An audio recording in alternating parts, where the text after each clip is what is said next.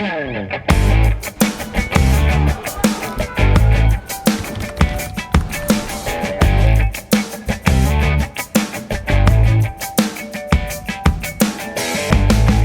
programa de hoje, vamos conversar com o professor Alex Alverga. Ele é professor do Departamento de Psicologia da UFRN e conosco vai falar sobre um assunto muito importante, que é a saúde mental relacionado ao tema das redes e mídias sociais.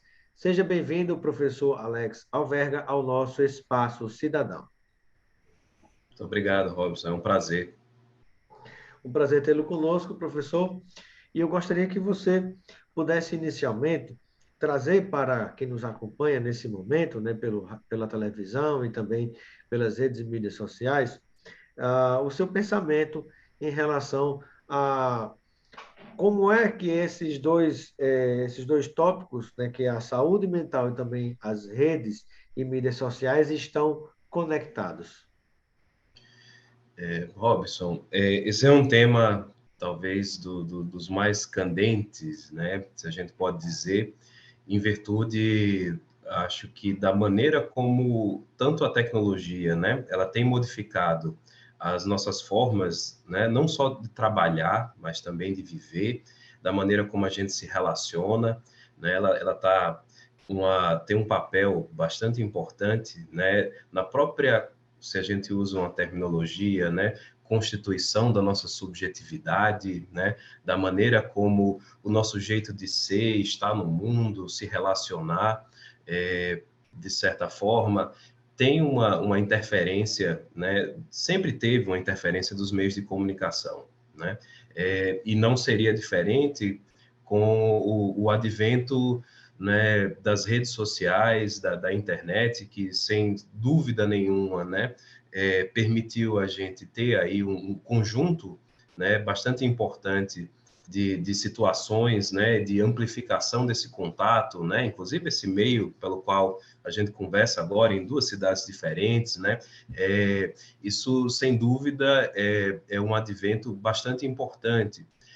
Todavia, a gente precisa entender também que não é sem repercussões, né, que essa modificação nos meios de comunicação vão interferir, né, na nossa subjetividade, na nossa forma de ser, na nossa forma de vivenciar, né, os espaços.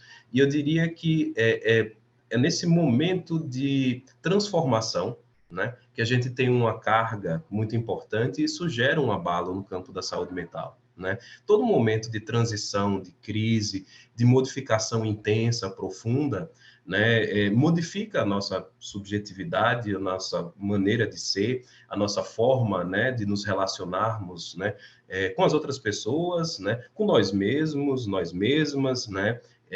Então, eu diria que é uma relação constitutiva, mutuamente constitutiva, né? A nossa subjetividade, a nossa saúde mental, ela está relacionada a esse universo da comunicação, os seus meios, né, com que essa comunicação acontece. Então, a modificação dessa intensidade, né, ela, sem dúvida, também provoca uma profunda modificação na nossa saúde mental. Porque essa comunicação ela está ligada diretamente à forma como nos relacionamos com as pessoas, né?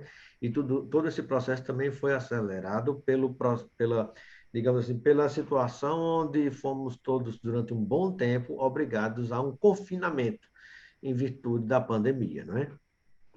Sim, esse confinamento ele produziu, né, aí uma diminuição, né, dessa possibilidade do contato, né, um contato que ele é importante por um conjunto de questões, mas sobretudo por uma sustentação das relações, pela possibilidade, né, da troca afetiva, pela possibilidade de circulação. Isso para quem tinha, né, a possibilidade de estar, né, devidamente abrigado, né, mas também pairando aí toda uma dimensão de incerteza, de contato com situações de profundo sofrimento, um luto interditado, né? Quantas pessoas não puderam, né, participar de momentos aí da pandemia que estão relacionados, né, ao contingente, né, evitável, né, de pessoas que morreram, né? A gente tem aí na casa das 700 mil pessoas hoje em dia, né? Mas no momento em que não se tinha uma vacina, no momento em que não se sabia como trabalhar dessa forma, então você traz, né, o mundo do trabalho para um espaço, né, de casa, né, uma tentativa de negociação ali entre as famílias, as diversas atividades que eram desenvolvidas. Então você produz um achatamento, né, de maneira que as temporalidades se transformam, né? Então, você não tem um tempo para o trabalho, um tempo para a diversão, um tempo para o cuidado. Tudo isso tem que acontecer ao mesmo tempo, né? Com jornadas, inclusive, as mais diversas. Isso tem, sem dúvida, né, um impacto, né, na dificuldade que é você conseguir conciliar e manejar inclusive uma carga intensa de sofrimento, né, por jornadas de trabalho que já não tem mais nenhum tipo de interrupção, né? Se a gente fala em relação ao que essa ferramenta nos põe a trabalhar, sem dúvida, é um benefício, né, em certo sentido, mas combinada a uma flexibilização, né, das leis trabalhistas, né, combinada a um tipo de jornada intermitente, né, que também coloca você em contato com Acaba uma precarizando, né? precarização da vida, E há né? um outro aspecto também, professor Alex, que na hora que você mistura todas essas dimensões, né, do lazer com o trabalho, com a casa com o trabalho, né? Você está em casa, mas na verdade você está com trabalho, você está deitado na sua cama na hora de dormir, mas está com o celular e o WhatsApp, e na prática você acaba trabalhando porque abriu o e-mail, fez responder algum WhatsApp, alguma coisa. Então, toda essa mistura prejudica a qualidade de como era desenvolvida cada um desses momentos individualmente, né? Sem dúvida. E tanto que a gente tem, né, importantes análises aí que estão relacionadas a uma certa compreensão, né, de que essa vida multitarefa, né, que a gente leva, essa necessidade da gente ter um constante, né, movimento produtivo, né, de alta performance, né? Então, alta performance no conjunto daquilo que nos constitui, seja no trabalho, seja nas relações afetivas, amorosas, né? Seja em relação à aparência, seja em relação a um conjunto de situações. Bom, contraditoriamente, essa alta performance gera uma sociedade desgastada, né? Gera uma sociedade Ansiosa, doente, ansiosa, deprimida, né? deprimida. Por um ideal inalcançável, né? De produtividade, ou por absoluta falta de descanso, ou pela absoluta impossibilidade de se ter algum tipo de, digamos, né, organização do tempo, organização das finanças, né, alguma previsibilidade, né, de onde se deriva, né, uma sensação talvez mais reconfortante e que é um luxo, infelizmente, hoje, né, deveria ser um direito, mas foi tornado privilégio, né, de uma maneira distorcida, né, mas que coloca pessoas, inclusive, sem perspectiva, né, seja de não ter uma vida precarizada ou de não ter nenhum tipo de garantia, né? E um problema sério é que tudo isso é colocado, né, nos grandes meios, veículos e também a forma como isso é propagado até através de redes e mídias sociais, é como que isso fosse um modelo correto, um modelo de perfeição, um modelo de quem quer obter sucesso, de quem quer realmente crescer na vida, essa expressão que se utiliza muito, né? Então tem que ser esse ser encantado, né, que é muitas vezes festejado por esses setores, né, que vão ao extremo do neoliberalismo e do capitalismo, né, da extrema produção, né, como se fôssemos máquinas, mas na verdade a gente está danificando o nosso próprio ser, o nosso próprio eu, o nosso sistema interno, né, quem nós somos individualmente, né? Muito bem.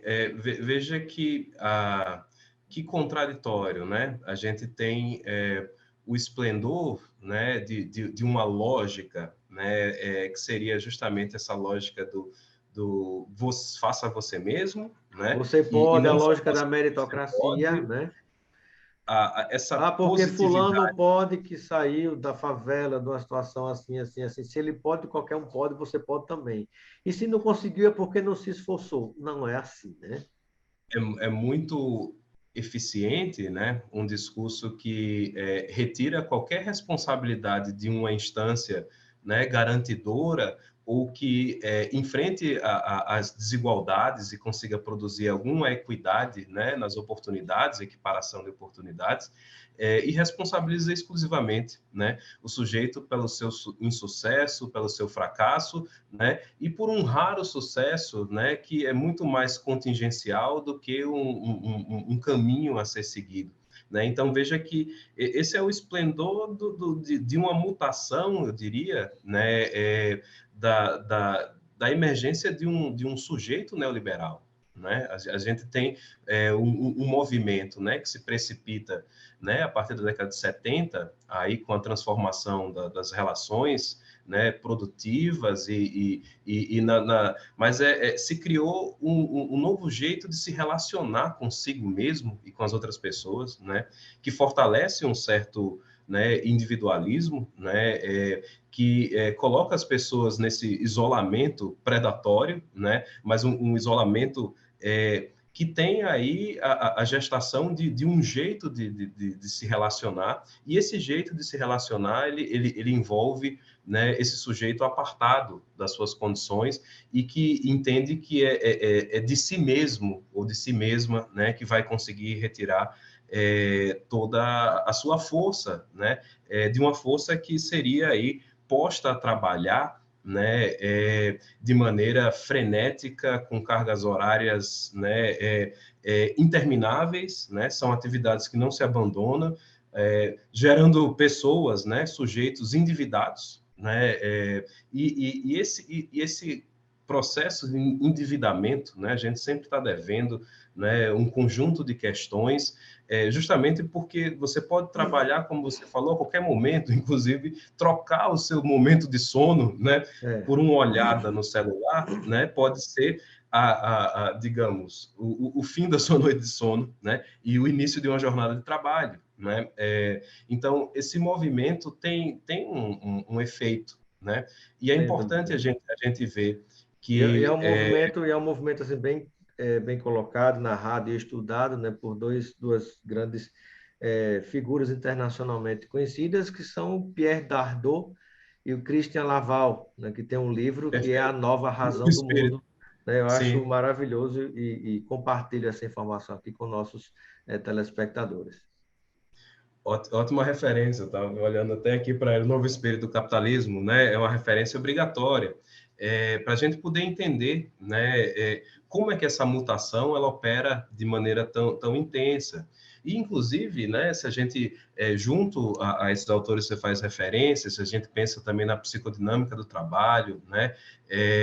A gente tem aí um trabalho muito importante relacionado ao que seria, né, um contexto de compreender como, durante um tempo, né, o sofrimento no mundo do trabalho ele era evitado. Né? Ele era evitado porque ele causava um grande prejuízo, né, na produtividade, ele afastava as pessoas. Né? Só que, se a gente pensa que existe hoje uma espécie de gestão desse sofrimento, né?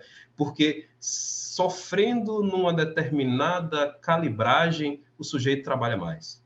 Né? Então, já existe toda uma tecnologia social posta a colocar esse movimento que é o da autoexploração. Né? Então, é um sujeito que carrega dentro de si, né, uma capacidade interminável de se autoexplorar, porque ele só se autorresponsabiliza. Né? Então, vejam que isso é um ponto de liberação dos sujeitos, né? Mas é também um ponto de profunda, né, exploração sem limite. Né? Já não basta. É uma frase que é muito propagada, que diz assim: o seu sucesso ou o seu fracasso depende exclusivamente de você.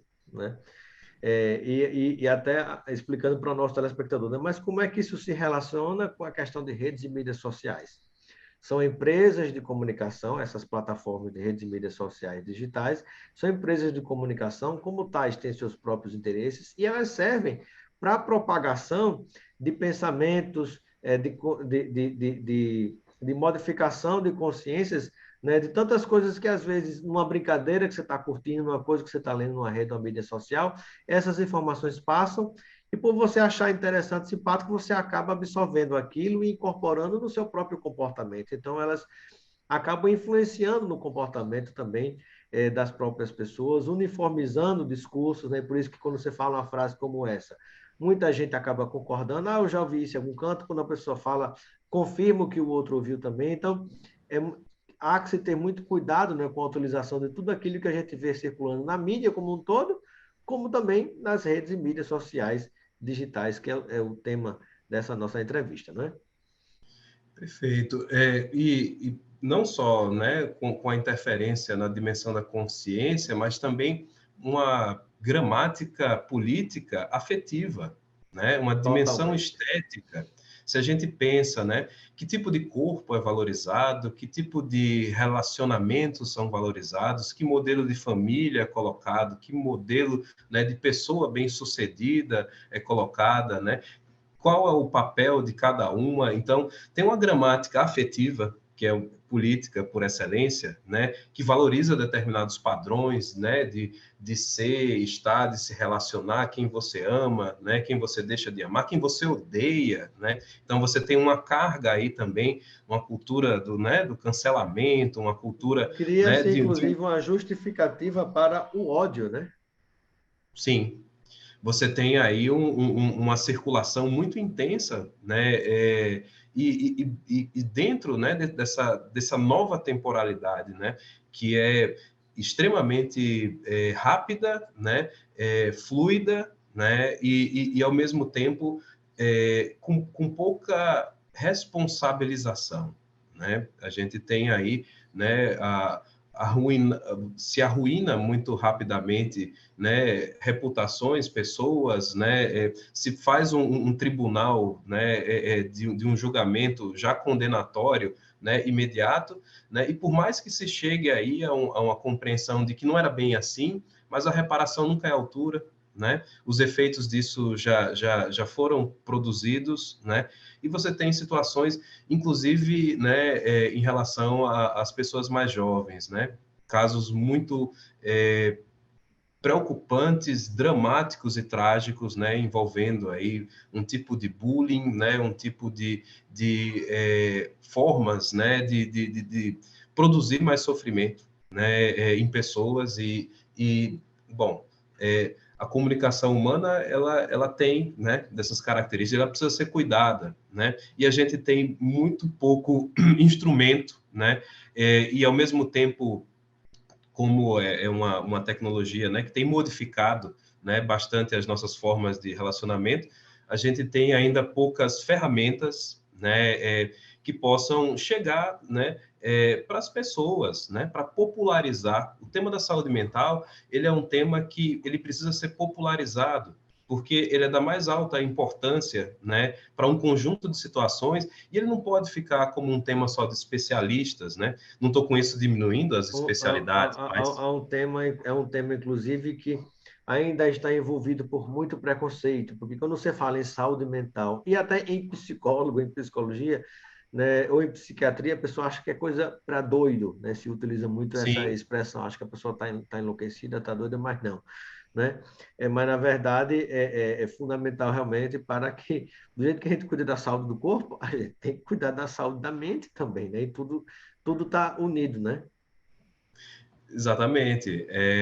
Existe uma tendência, né, a gente divorciar, né, a compreensão sobre o que vem a ser saúde. Não existe saúde, né, sem saúde mental, de maneira que e como a saúde ela é uma forma, né, de realização de um direito, né, como o direito, né, à saúde que é consagrado, né, mas ela se realiza por um conjunto de questões, né?